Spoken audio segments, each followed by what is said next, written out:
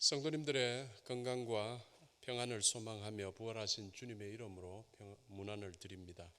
이 시간에 성전에 나오신 여러분들 환영하고요. 또 여러 가지 사정으로 해서 성전에 나오지 못하고 가정에서 실시간으로 영상 예배로 드리고 있는 성도님들, 우리 모든 예배, 믿음의 예배를 우리 주님께서 받아주실 줄 믿습니다.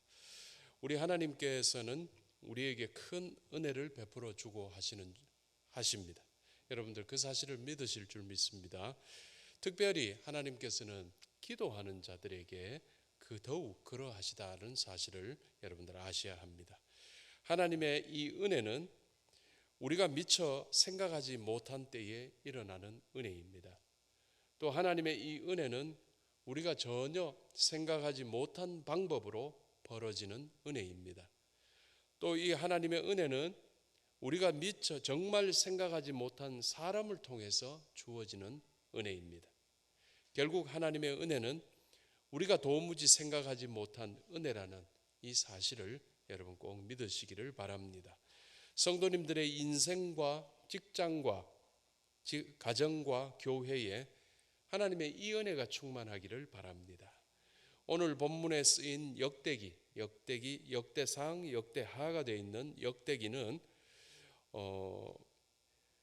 바벨론 포로 중일 때거나 또는 바벨론 포로에서 돌아왔을 때 그 둘 중에 한 그때의 시기적이라 이 책이 적혀졌다라고 보고 있습니다. 그때 오랫동안 땅을 떠났고 민족 정체성을 잃어버리고 포로로 살고 있다가 이제 민족 정체성을 확립해야 되겠다는 목적하에 이 책이 기록이 됩니다. 그래서 역대기의 기록은 좀 더 중복적인 부분도 많이 가지고 있습니다. 이스라엘 민족의 정체성을 확립하기 위해서 기록한 책이었다라는 것입니다. 그래서 수천 년간의 이스라엘 민족의 족보가 기록이 되어 있습니다. 그 중에서 특별히 역대상 1장에서 9장까지 사이에 500명이 나온다고 합니다. 500명의 이름이 꼼꼼하게 기록되어 있는데 읽어보면 참 재미없는 부분이 됩니다. 그런데 이 사람들 가운데, 이 많은 사람들 가운데서도 오늘 특별히 주목할 사람이 있는데 바로 야베스라는 인물입니다. 분명 성경은 하나님의 뜻을 기록한 책입니다. 그래서 하나님의 뜻에 가치가 있는 것들만이 기록이 됩니다. 하나님께서 말씀하시고 싶은 것이 있을 때 기록이 됩니다. 수많은 세월의 기록들이, 사건들이 다 생략이 됩니다. 하나님께서 기록하실 필요가 없다고 생각되신 것들. 그런데 야베스라는 이 사람에 대해서 기록을 했다는 사실은 하나님께서 우리에게 야베스에 대해서 말씀하고 싶으시다라는 것으로 볼 수 있습니다. 이 시간 야베스를 통해 말씀하시는 하나님의 메시지를 한번 묵상해 보기를 바랍니다. 먼저 야베스란 인물에 대해서 한번 살펴봅시다. 역대상 4장 9절에는 이렇게 기록했는데요. 야베스는 그의 형제보다 귀중한 자라 그의 어머니가 이름하여 이르되 야베스라 하였으니 이는 내가 수고로이 낳았다 함이었더라 했습니다. 야베스는 사사시대를 살았던 사람이라고 합니다. 이스라엘 땅이라는 게 고작 우리 경상도 크기의 땅입니다. 그렇기 때문에 굉장히 작은 땅이지만은 그들에게는 굉장히 큰 땅이었습니다. 그 이스라엘 지역 중에서도 특별히 남부 지방에 살았다라고 하는 유다 지방의 족장으로 추정을 하고 있습니다. 그런데 야베스는 그의 형제보다 귀중한 자라고 썼습니다. 이 원문을 직역을 해보면 야베스는 그의 형제들 위에 존귀했다라는 표현입니다. 이 말은 뭘까? 형제들도 다 같이 하나님의 자녀들은 다 존귀하고 귀중한데 형제 위에 존귀했다라는 건 특별히 하나님께서 더 귀중하게 여기시고 세우셨다라는 표현이 될 겁니다. 다시 말해서 그는 가문에서 특별히 눈에 띄는 인물이었고 영향력 있는 인물이었다라고 볼 수가 있습니다. 그런데 이름에 문제가 있습니다. 어머니가 그의 이름을 야베스라고, 원문에 야베츠라고 되어 있습니다. 이 야베스라는 말은 수고로이 낳았다라는 뜻이고 고통 가운데 낳았다라는 뜻입니다. 어머니가 아들의 이름을 지을 때는 기왕이면 멋있고 좋은 이름인데 지어야 될 텐데 이 이름은 그렇게 뜻이 좋지가 않습니다. 그럴 만한 이유가 있었겠지요. 그래서 결국 이웃주에 보기를 그는 어머니에게 고통의 자식이었을 수도 있다라는 점입니다. 성경도 이 부분을 자세히 기록하지는 않았지만은 어쩌면 태어나면서부터 장애를 가지고 태어났던 것은 아닐까라고 생각해 볼 수 있습니다. 어쨌든 야베스라는 이름은 부모에게, 특별히 어머니에게 기대할 만한 아들이 아니었다라는 것을 암시하고 있는 이름이었습니다. 우리 주변에서는 도저히 성공할 수 없는 악조건 가운데서도 성공하고 참 사람들에게 거론이 되는 사람들이 많이 있습니다. 이것은 무엇일까 생각해보면 우리 하나님께서는 우리 모두에게 공평하게 기회를 주시고 은혜를 주시는 하나님의 은혜의 법칙 때문이라고 할 수 있습니다. 그래서 세상이 어떻게 말을 하든지 간에 세상이 마치 법칙처럼 이야기하고 있을지 몰라도 어떤 조건이든지 어떤 위치이든지 자기 가진 약점에 연연하게 살면은 약자로 사는 거고 자기에게 주어진 강점에 집중을 하게 되면은 강자가 되는 세상의 법칙도 있습니다. 지난 시간에 말씀드린 세상의 법칙마저도 하나님께서 만드신 것이다라는 거예요. 그래서 약점에 연연하면 약자로 살 수밖에 없겠지만 강점에 집중하면 강자로 사는 게 이 세상의 법칙이다. 어차피 우리 모두는 빈손으로 시작한 인생을 악조건과 약점에 연연해 하지는 말고 우리에게 무기가 하나 있는데 그 무기가 강렬해요. 믿음이라는 이 무기는 그 어떤 칼과 그 어떤 창보다도 더 강한 것이어서 이 믿음이라는 강점에 집중을 하게 되면은 우리 모든 인생이 강해지는 축복을 누리게 되고 받게 되는 게 하나님이 정하신 은혜의 법칙이에요. 그래서 우리는 믿음 안에서 믿음으로 강해지는 것이 하나님께는 영광이요 우리는 하나님께 주시는 은혜를 받는 시간이 되는 것입니다. 오늘 본문의 야베스는 바로 그런 류의 사람이었습니다. 태어날 때 얼마나 비실비실 희망이 없었으면 엄마가 이름을 그렇게 고통 이렇게 지었겠습니까? 지금 우리나라에서 이렇게 전화번호부 뒤져가지고 이름 고통이라고 지은 사람 별로 없을걸요. 고통이라는 건 이름이 안 좋지 않습니까? 그런데 그렇게 지었다는 것은 얼마나 희망이 없었으면 어머니가 그렇게 한탄조로 이름을 지었을까? 그러나 야베스는 자라면서 커가면서 그 어머니의 부정적인 시각, 희망을 완전히 불식시키게 됩니다. 자신의 운명을 탓하지 않고 그 누구보다도 더 강렬하게 하나님을 믿었을 수 있습니다. 형제들보다 못했고 친척들보다 못했고 주변의 모든 사람 그 어느 누구보다 나보다 못한 사람이 없다고 여겨질 정도의 약했을지도 모르지만은 그 대신 그는 그 어느 누가 주님을 믿는 것보다도 더 강렬하게 하나님을 믿었을 수 있습니다. 또한 누구보다도 더 강렬하게 하나님의 은총이 필요했을 수 있습니다. 그리고 하나님의 복주심을 소망했던 듯 합니다. 그래서 지금 야베스가 되는 것입니다. 야베스의 마음에는 확신이 있었습니다. 과거 자기들의 조상들이 어떠했습니까? 이스라엘이라는 정체가 말이죠. 노예예요. 노예는 종입니다. 심지어 애굽 사람들이 키우고 있는 애완견, 애완고양이보다도 더 가치가 떨어지는 게 노예들이었습니다. 그 노예였다가 어느 날 갑자기 가나안 땅이라는 땅의 주인으로 들어가게 됩니다. 노예는 가진 게 아무것도 없었고 어떤 능력도 하나도 없지만은 하나님의 은혜 때문에 그들이 가나안 땅의 주인으로 바로 들어가게 되었습니다. 주인은 모든 것을 다 가진 자입니다. 야베스는 이 하나님을 알고 있었습니다.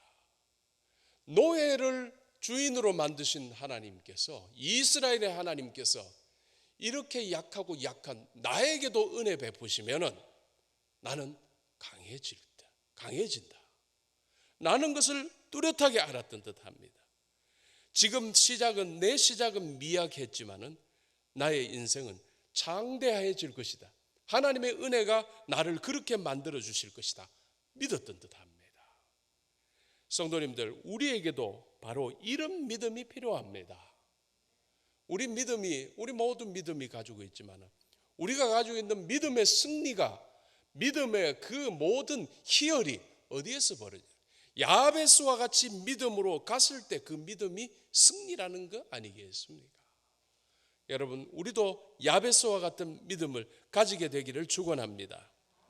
그래서 본문에서 보면 야베스를 그의 형제보다 귀중한 자라고 했습니다. 그의 형제들이 존귀함을 받는 것보다도 더 존귀함을 받았더라 라는 뜻입니다. 역대기에도 나오고 성경에도 나오는 유명한 지명이 있습니다. 길앗 야베스. 이건 지명입니다. 길앗 땅에 있는 야베스라는 성읍입니다. 이 야베스라는 이름이 어디서 나왔을까? 학자들은 말할 때 오늘 본문의 그 야베스가 얼마나 대단한 하나님의 축복을 받았고 영향력 있게 살았기에 그의 이름을 따서 지명을 지었다라고 설명을 붙이고 있습니다. 이 정도로 그는 지명에 남을, 자기 이름이 지명으로 남을 만큼 귀중한 인물이 되었던 사람입니다. 성도님들, 이 사실을 소개하는 성경의 메시지가 무엇일까? 분명 미약한 시작이었는데 창대한 결과로 끝난 야베스를 소개하고자 하는 성경의 의도는 무엇이었을까? 우리는 이제 말하지 않아도 압니다. 바로 하나님의 은혜 아니겠습니까? 이제는 꼭 하나님의 입으로 직접 말씀 안 하셔도 우리는 다 알고 있습니다. 바로 하나님의 은혜가 야베스에게 임했기 때문인 것이 분명합니다. 은혜가 이렇게 만드는 겁니다. 비록 시작은 미약하더라도 하나님의 은혜로 야베스 같은 인물로 살아가시기를 주님의 이름으로 축원합니다. 다음은 야베스의 기도를 한번 묵상해 봅시다. 역대상 4장 10절의 말씀을 읽겠습니다. 야베스가 이스라엘 하나님께 아뢰어 이르되 주께서 내게 복을 주시려거든 나의 지역을 넓히시고 주의 손으로 나를 도우사 나로 환난을 벗어나 내게 근심이 없게 하옵소서 하였더니 하나님이 그가 구하는 것을 허락하셨더라 했습니다. 미약한 시작 야베스가 가장 잘한 일은 무엇이었을까? 늘 하나님을 부르는 일이었습니다. 그는 기도하는 사람이었던 때요. 하나님을 불렀다. 약했죠. 아무도 쳐다봐 주지도 않죠. 친구도 없죠. 기대도 없죠. 외로운 인생.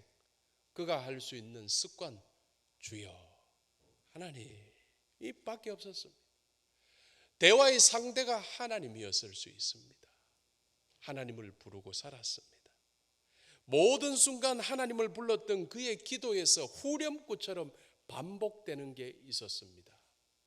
주께서 내게 복을 주시려거든 이입니다.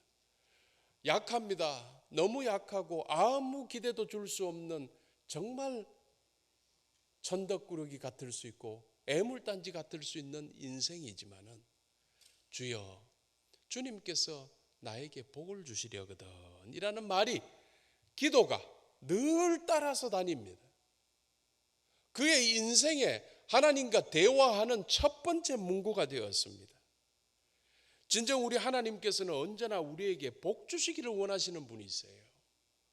그래서 우리가 하나님을 만복의 근원이라고 하는 겁니다. 여러분 근원이라는 말을 알죠? 근원, 원천이라는 말이에요. 원천, 샘솟는 물을 이야기합니다. 물이 샘솟듯이 여러분 물 샘솟는 거 보셨어요? 땅에서부터 올라오는데 보글보글 퍽퍽퍽퍽 올라오는데 이 물이 말이죠, 계속 흘러가는 거예요.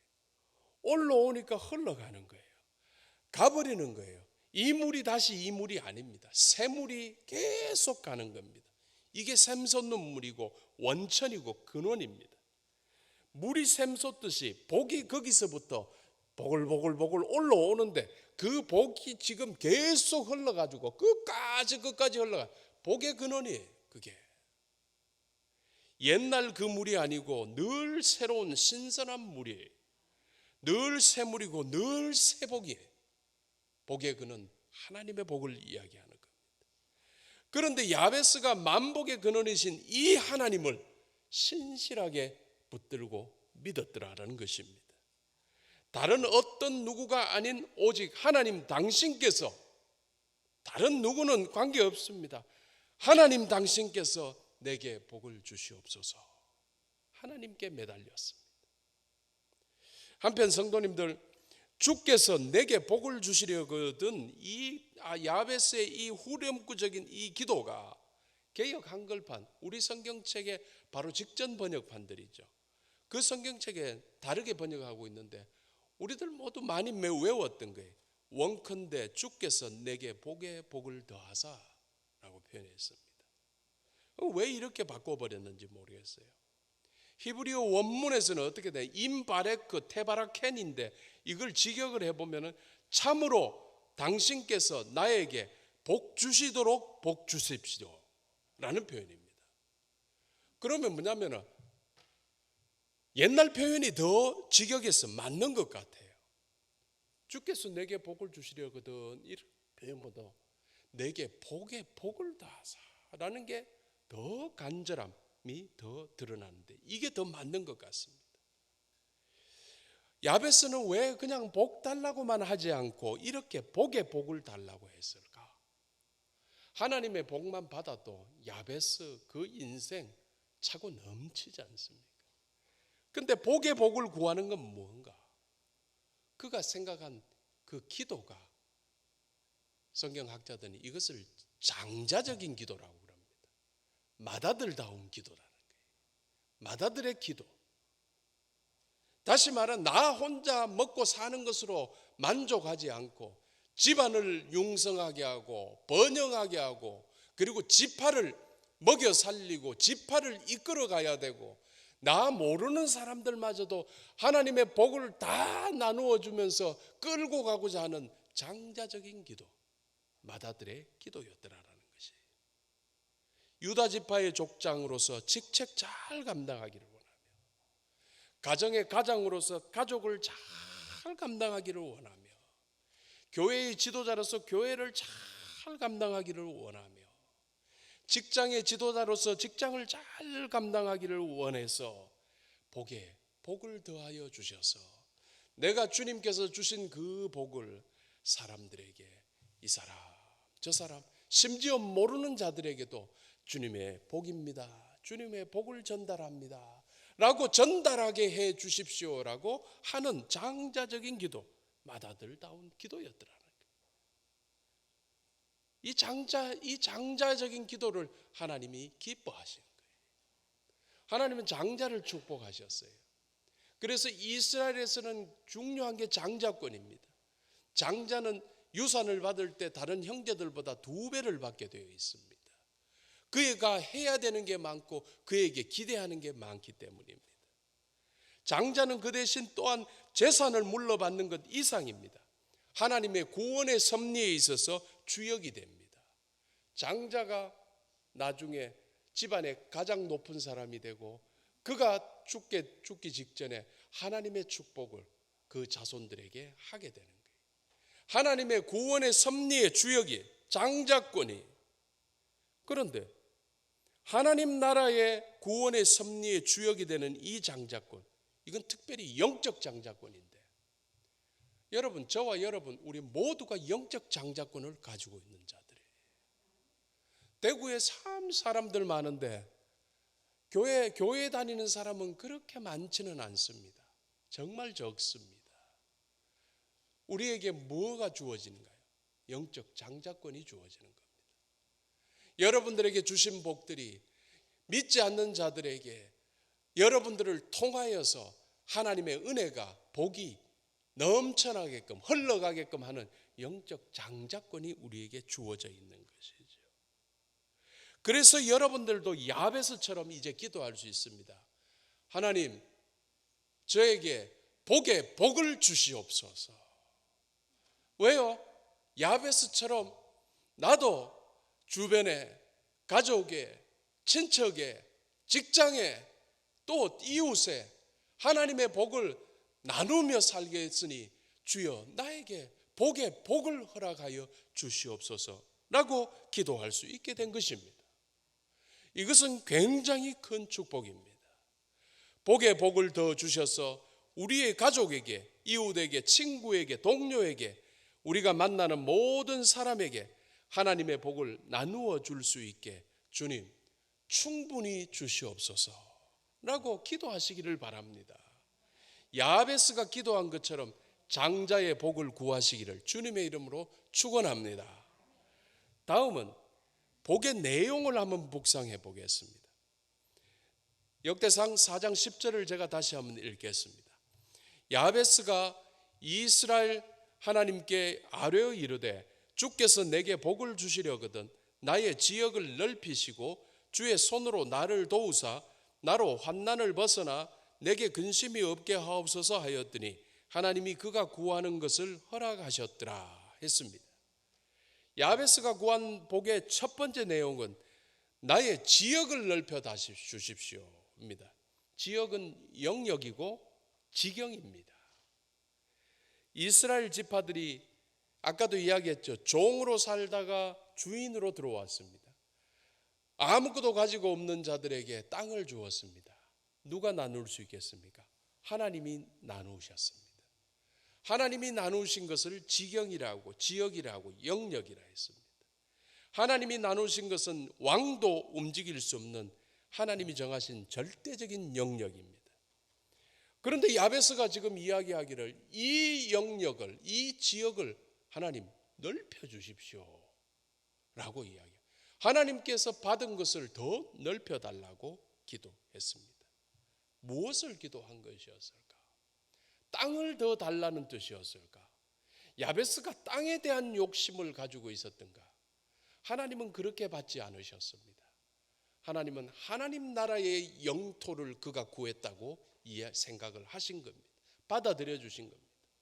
하나님 나라의 영역을 더 넓혀 주셔서 내가 하나님의 영광을 위해서, 내가 하나님의 명예를 위해서, 하나님 나라를 위해서 더 열심히 일할 수 있고 더 많은 일을 할 수 있고 더 깊이 일할 수 있게끔 주여 하나님 나라의 영역을 저에게 더 넓혀 주시옵소서라고 기도한 거예요.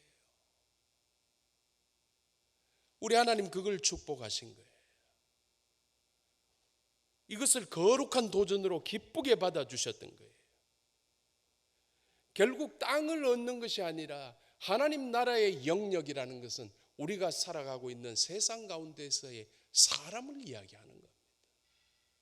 사람들에게 은혜 베풀며 사람들에게 덕을 끼치며 사람들에게 하나님 말씀을 전하며 은혜를 전하며 축복을 나누어 주며 살아가게 하옵소서. 나의 영역을 넓혀 주시옵소서 라는 기도였어요.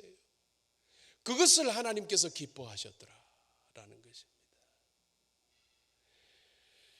야베스의 기도가 하나님께 상달되었고 야베스의 그 기도를 하나님께서 응답해 주셨고 복에 복을 베풀어 주신 줄 믿습니다.